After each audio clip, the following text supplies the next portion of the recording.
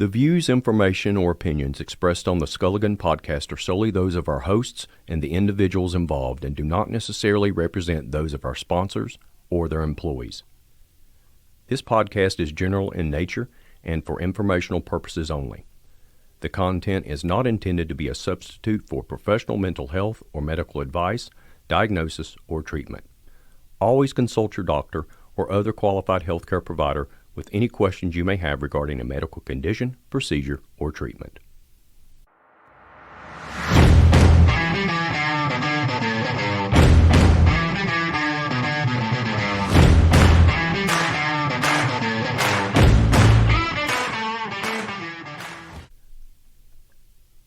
This episode of Skulligan is sponsored by Peak Talent Capital Solutions.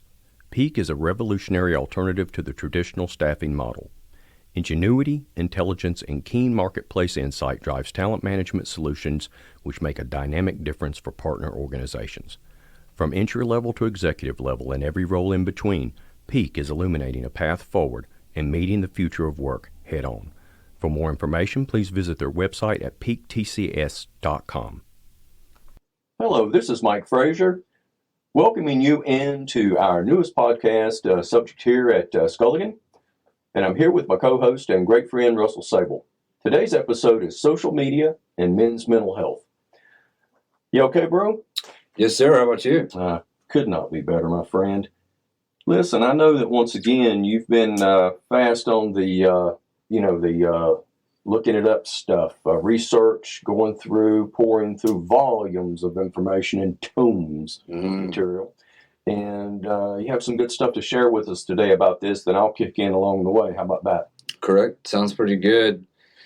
As Mike said, today is about social media and its effects on mental health. And this was one of the things I came across is it's very fascinating how we all tend to have a hard connection to our phones, to our social media pages, and I guess emails as well, if that counts in some sort of fashion way. But, the history of social media and how it has put a damper on our mental health in society has been absolutely phenomenal after I've done some extensive amount of research. And it's not something that's too big these days, but I know, to me, I notice it's starting to get a little bigger. So I think it truly has deteriorated our mental health and has affected society in such a downcast way. If you look around anywhere these days, you just see people on their phones constantly. And I get it, maybe you're texting somebody back or you're replying to somebody or maybe you're getting ready to call somebody. But if you really pay attention, you could be at a restaurant. This past week, I was at a restaurant, Mexican restaurant at that, because I love Mexican food. And I just took a gander around the restaurant and I noticed at least 10 people out of the 50 people that were around in there were on their phones. That's at least, 15-20%? Yeah, that's wild. And still, it's just like, this is getting out of hand, in my opinion. And even when we played golf this weekend, and I even caught myself, I was on the phone a little too much, and I was like, all right, we got to get away from this. So. Yeah, it's easy to do, I think. We notice it too. Star and I will be out at a restaurant. We'll notice that people will be sitting there and they're not even engaged with one another. They're both looking down. And the whole time they're there, fooling around. I don't know what they're doing. I don't know whether they're checking email or playing a game. But that taking you away from those moments and, wasting basically precious moments to me, unless you just don't really care about the person across from you, then I don't think I'd be buying them a meal, but that's a different discussion. Same way. Yeah. So, I don't know, pay attention to whom you're with. It is difficult, I think, to set them down. We become so engrossed with them, or we have something like with me, I'll have something going on and I'm waiting on an answer, or I'm waiting to hear back a result from something that we're working on. And I forget where I am or who I'm with. And you can tell sometimes. And in fact, my wife's very good about saying, are you you ready to put that thing down and, watch a movie with me or do something? Because it's very easy to get engrossed, to get taken away from what you're, usually, just maybe some downtime or spending some time with that person you love and get drug into the world of technology. Or drag, pardon me. Right. It is it's quite fascinating how people are just so connected to their phones. And I'm gonna do this, but Mom, I'm calling you out. you're I've noticed that you're on your phone too. And it's funny. She works remotely from home, and it's funny how she'll work. She'll have the computer in front of her, and she has the laptop next to her. She's watching a movie of some sort. I don't know if she's paying attention. And then there's times where she's on her phone and she's playing this game, and it's like, how this is working? Yeah, but it's the same way with at other people's work. I've came across, and even at my work, it's more of maybe it's a downtime thing. You need to take a break from something and get on your phone, check out social media. It's a habit. I think so It's a too. habit. It's a habit we get to. We drop into it. I mean, think about it. I don't know about you. I caught myself for the longest time. It's why I keep all my tones and ringtones and beeps and whirs and all that cut off on the phone, because I don't really enjoy being aggravated or annoyed all day long with something whirring and beeping. My phone reset about a couple of weeks ago. I always want to do an update. Right. My phone's in a constant state of wanting an update. And it updated that all of a sudden last night there was some kind of noise going off, and I could not figure out what that noise meant, nor was I that interested, only to ensure that it was cut off. I don't want to be in a constant state of interruption in my life. And I remember times, I'm a little older than you. I remember when we didn't have these things. Yeah. And, people use the excuse now, well, I want my family to be able to get a hold of me. I want to be in case there's an emergency. People found you. Oh, yeah. I think it's just it's a habit. Mm. We go to it. It's easy. It's entertainment. It also it increases those dopamine levels. We're getting something out of it. It's a cerebral thing. Mm-hmm. Yeah, 100% agree. I know in my downtime I'll check out Facebook or Instagram or even Snapchat on occasions and try and reply back to people on texting wise. And I personally think it's getting kind of out of hand, and it does affect our mental health in a fashionable way. I'll tell you what drives me nuts. I don't know about you, but you were talking about traffic on the way over here. Oh, yeah. Because I was on Washington Road earlier today, and I had to come back over here to the office. But what just drives me crazy is having to sit through light changes because everyone is looking down and will not just go, man, just drive. And they're weaving in and out of lanes, and everyone you pull up beside of is looking straight down. I don't think that's good. I think that's an addiction. And I've always had a thing to where, I get to where I feel so beholden to something that I can't put it down for a day and not worry about it. I'm going to be a little worried about me, my state of mental health. And I do believe that it's starting to affect, especially Facebook. You mentioned Facebook and social media. I remember when social media came around, and I know you got stats on that, but if you'd have told me 10, 15 years ago that we were going to have to, at this point, counsel professionals not to be on their Facebook page all day long at work, while you're being paid to get something done, but you're in there constantly chatting or, instant messaging or whatever the hell it's called, and you're in there and you're interacting or you're goofy. I actually see to where people will need to put out something for me sometimes that are in my employ, and they're on there sharing a bunch of brain babble, a bunch of crap, quotes and sayings and Bible quotes and, all this and recipes and all the other crap. And I'm like, wait a minute now, you're on my nickel.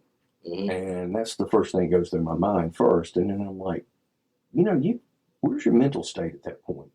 Have we all just checked out?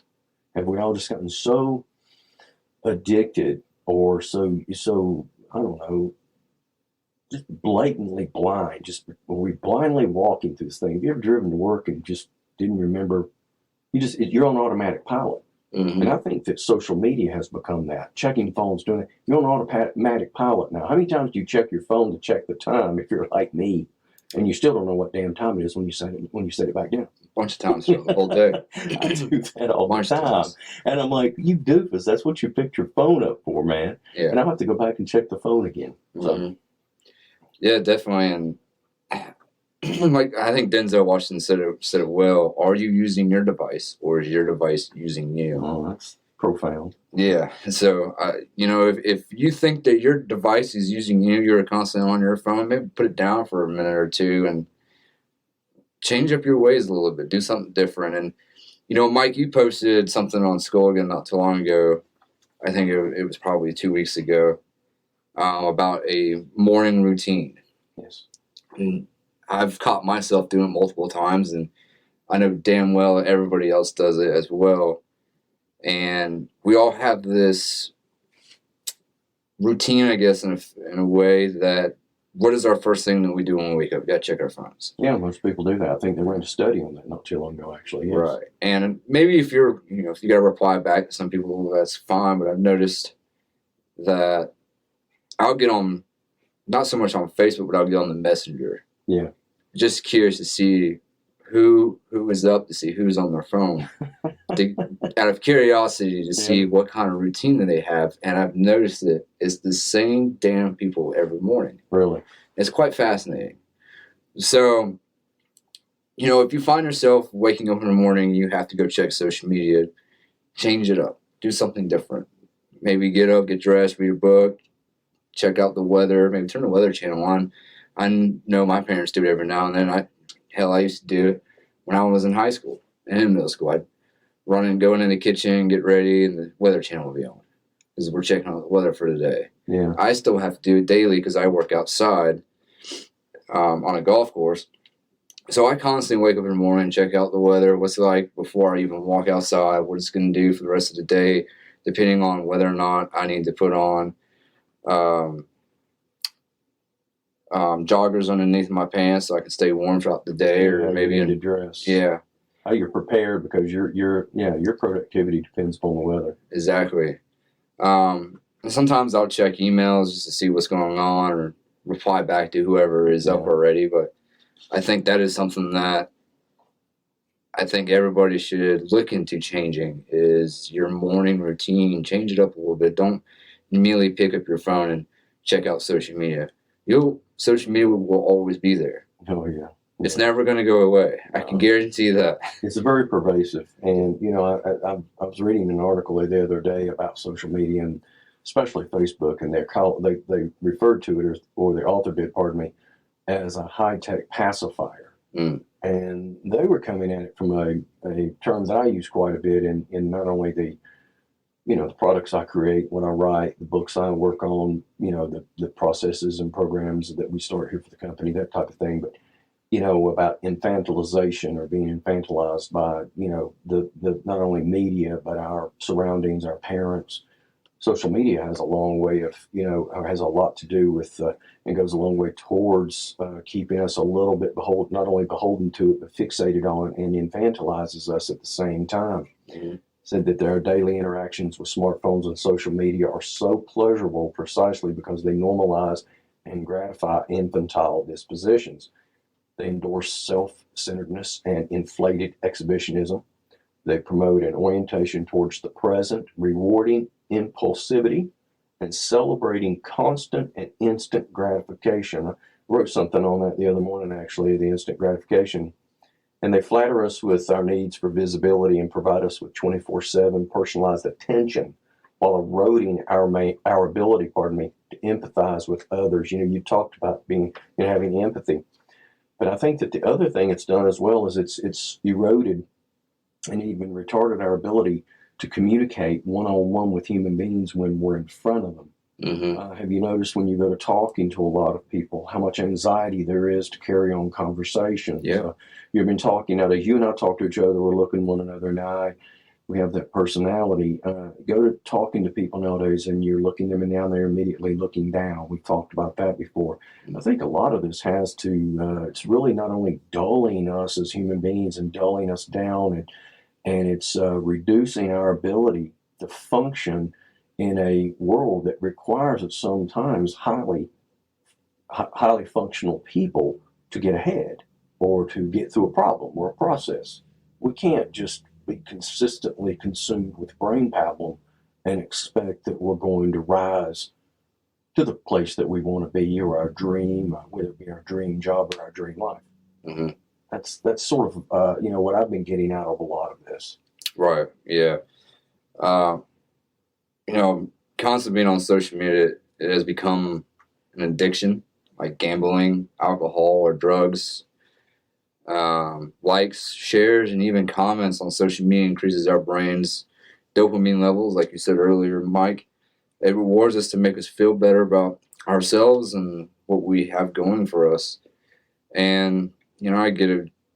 Social media can make us happy, but sometimes we just need to learn to put the fucking phone down for a few minutes. Yeah, shut it off. And just man. get away from it. Yeah. Work on what we need to do. Go to the gym. Do something different. So I'm gonna bring up some of the basics. Facebook was started in 2004. Instagram was in 2010. Twitter started in 2006. And TikTok started in 2016, which is now one of the most popular apps today. And it's even getting more popular in my opinion. And I know eventually Skulligan will probably do some TikTok videos here and there sometime soon. Twitch, which is more for gamers out there, started in 2011. Pinterest started in 2009. Pinterest, not too many people know what Pinterest is. It's kind of faded away a little bit, but it's a ideas app, like recipes, clothes, everyday things, kind of like that. And now definitely some older ones that are still around today somehow. Some of them aren't with us today. MySpace started in 2003. That's like a really old connection app for everybody kind of connected away, kind of like Facebook. YouTube, which is still around today, is started in 2005. And it's more so less used for live podcasting, music videos, do-it-yourself videos, and many more. LinkedIn, which is used as a business and employment-concentrated platform, started in 2003 and it's still used today. I believe Skulligan is using it, correct? Yes. Yes, and many other businesses are using it as well to promote their business. Reddit, which is an American social news aggregation and discussion website, started in 2005 and is still used today. However, though, it is not as popular as there's other platforms out there. Another one that's really old, but it's not, I think it's really faded away and was bought out, was AIM. AIM was kind of like MySpace, but it was, oh man, it was way back in the day. Well, I've never even heard of it, to tell you the truth. It's funny. I had, we talk about social media now. I use it. I'm a participant in it. Not at the level most are. I use it most to spread, as you see, the things I'm working on, or more along the lines of mental health and mindset, emotional intelligence, positive psychology, industrial and organizational psychology, because those are my specialties. And I watch how people act and react on social media. I'm fascinated, to borrow your word, that I remember when I was growing up and a young lady would have a diary and she would keep that thing under, and it'd always have a little leather strap on it with a cheap lock on it, and she'd have a little key. And I remember I read a girlfriend's diary one time. She like killed me, but or got into it as a joke, and she didn't find it too funny. But that's where they poured their emotions, their feelings, maybe their deepest and darkest secrets or fantasies or whatever else. Nowadays, everyone is bleeding all that out online. Sometimes to a degree that is sort of, I feel embarrassed for the human being. And I'm wondering, do you realize how this makes you look? Or the arguments that will ensue, or how people will just come in and start, attacking another's opinion. It's their opinion, man. You don't dig it, move on. Right. I've always felt like that, but I'm fascinated how not only are we addicted to, let's use Facebook as an example, because I think it's the king of them. Not only are we addicted to that process, but it seems to be pushing us almost in a time machine backwards in our mentality, how we cope, how we deal with obstacles or differing opinions, or especially as we get closer to elections and things of that nature. People become absolutely terrors. It's like watching a Dr. and Jekyll, Mr. Hyde type scenario sometimes play out on the internet. And I'm wondering, well, one is just how much damn time do you have on your hands? And number two, really, this is the best use of it you think that in the moment. Mhm. I'm not pushed by other people's opinions. You can believe whatever you want to believe. If it doesn't infringe upon me personally, I really don't care. But I'm fascinated at not only is it how it seems to be, it's regressive now, where we seem to be falling back in maturity and mentality, how we cope, how we communicate. I said the other day, everyone seems to be a powder keg and the world is their spark. Go on there and post something and watch someone just come in and attack you. And, I made a joke one time that I believe that the Dalai Lama could post and someone would come in and, call him an idiot. And I've actually seen that go on. It seems to have possessed us possessed us to believe a couple of things. One, that our opinion is the same as a fact. And that's just not true. Mm-hmm. Number two, it's made us believe that opinion should be forced upon another. And if they don't agree with you, then they are your enemy and they must be crushed, or demolished or made to look stupid. I'm wondering where all that, I think it's a much deeper, darker part of our culture, but it's really strange. I was going to throw this in. I was reading this lady she is a professor of synaptic pharmacology at Lincoln College, Oxford, said that there is a broad cultural problem, and psychological effect of on-screen friendships via Facebook, and I've never heard of Bebo and Twitter.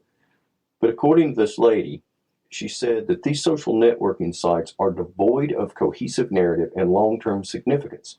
As a consequence, the mid-21st century mind might almost be infantilized, characterized by short attention spans, sensationalism, inability to empathize, there's that again, and a shaky sense of identity. Do you have a shaky sense of identity? Do you know who you are? I sure as hell hope I don't. Well, no, I guess I should check in with some other people on that one.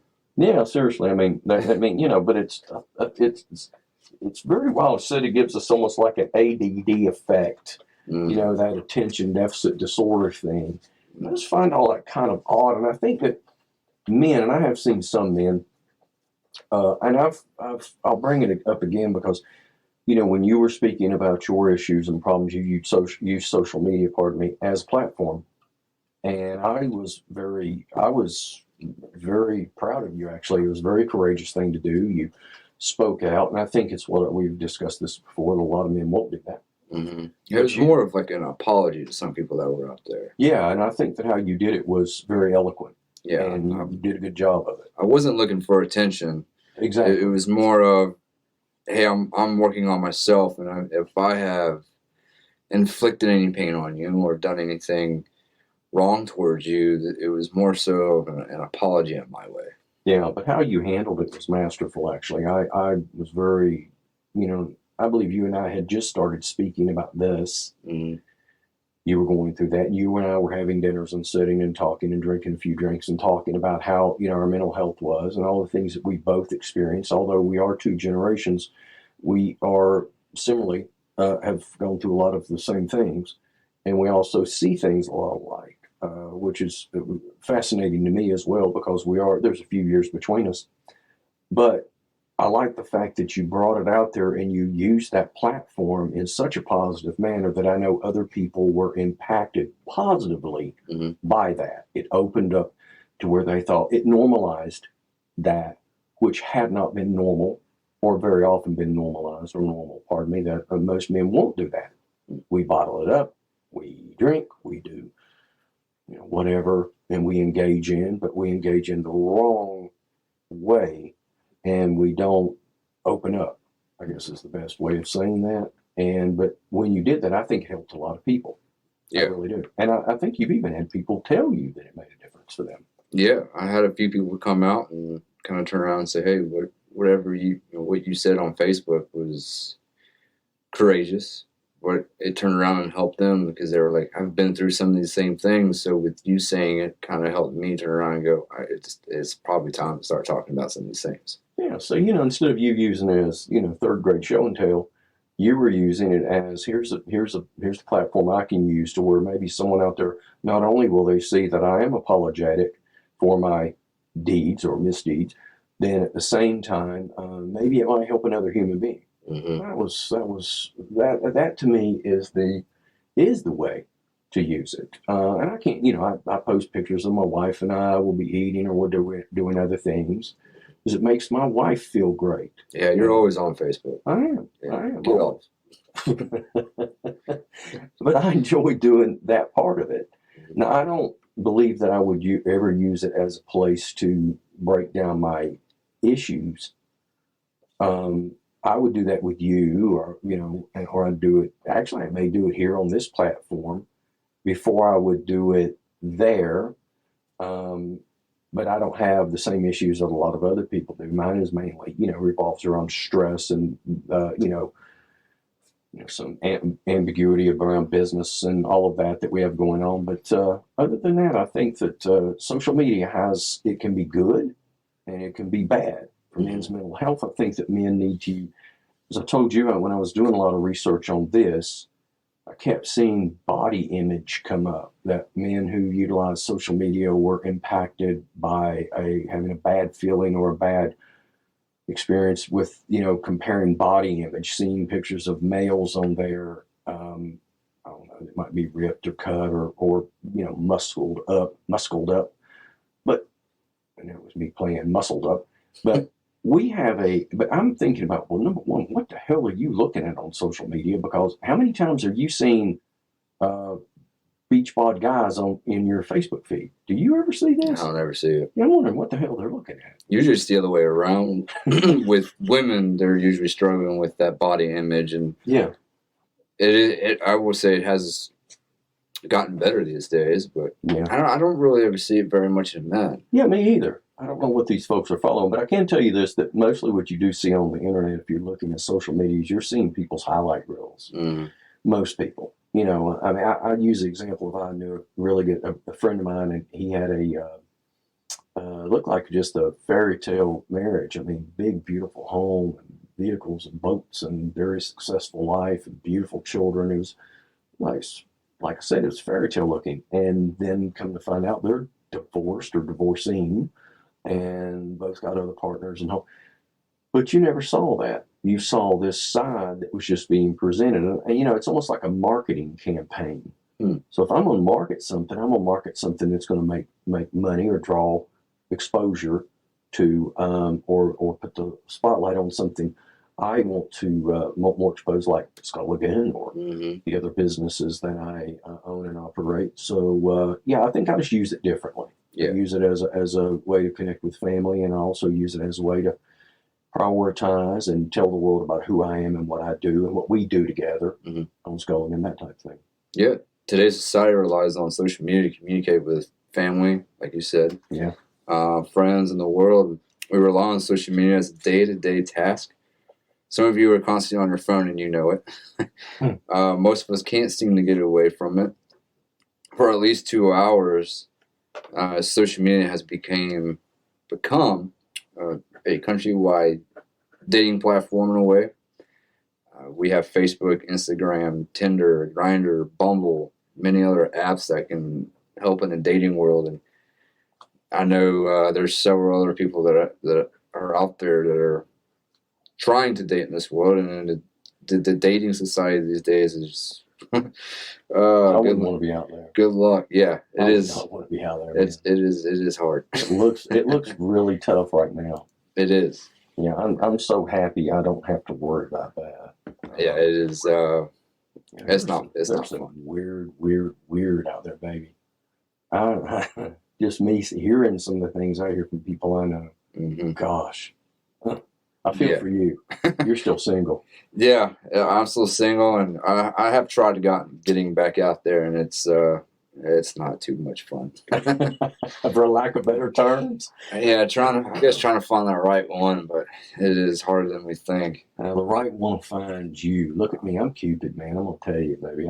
I really do believe that. It's when you stop looking, Mm-hmm. it's when all of a sudden it sneaks upon you, and it'll be there. I mean, Yeah. I know that's how it happened for me, but listen, I know that this is part one of part two. This is a lot of information for us to digest, and then also to be able to put out to you, our listening audience, and also hopefully give you as well-rounded of a picture and put this puzzle together here actually, and let you see that not only the good, the bad, and the ugly, but then also how you can not only improve yourself with social media as a man, or if it's damaging to you, or you're having some type of anxiety, or it's worsening your mental health or feeling of well-being.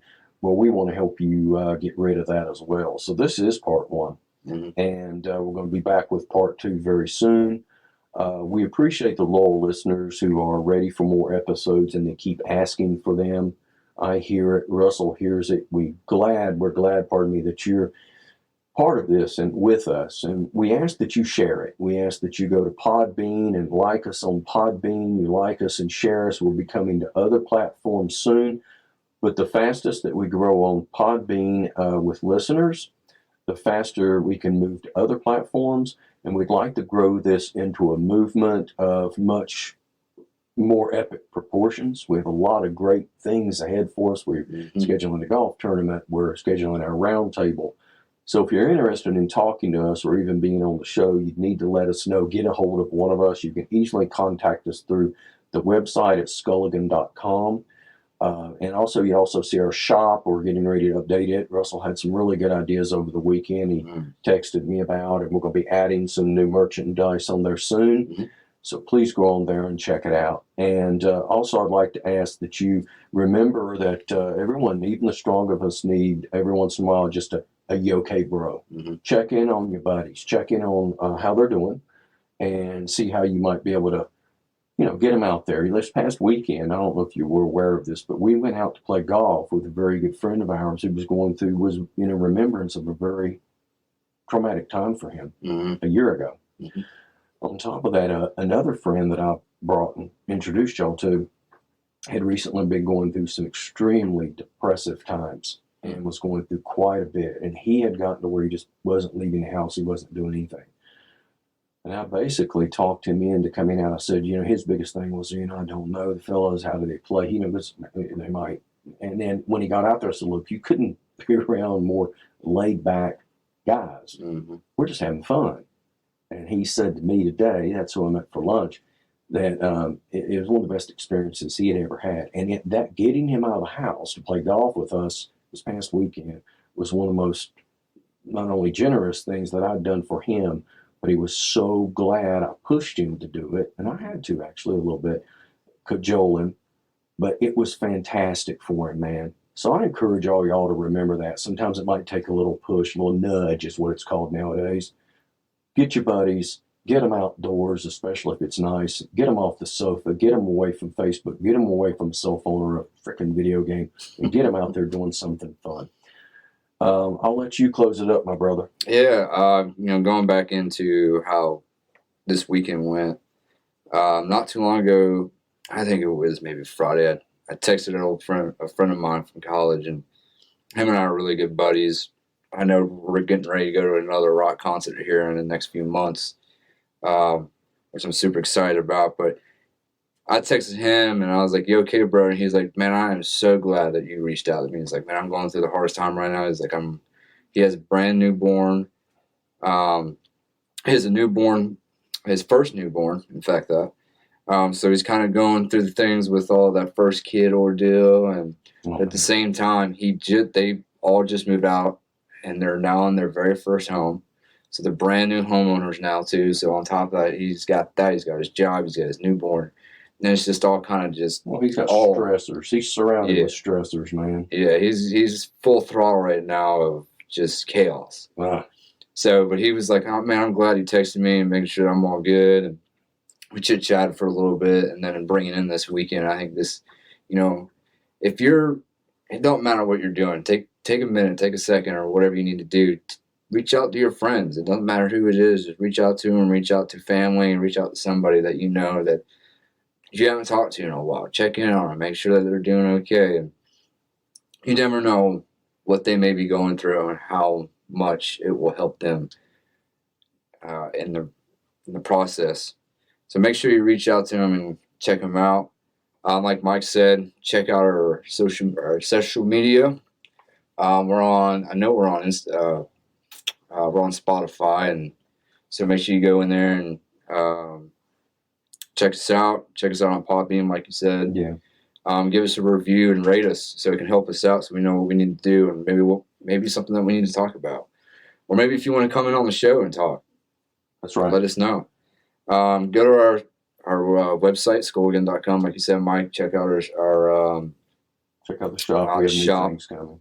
we have Yoke Bros getting ready to drop here soon. Yep. And we've got a lot of new stuff coming in. I know we got to get out of here, but make sure you check in on everybody. Check in on every person that you know that you care and love about. From Mike Frazier and I, Russell Sable, good night, everybody. Take care.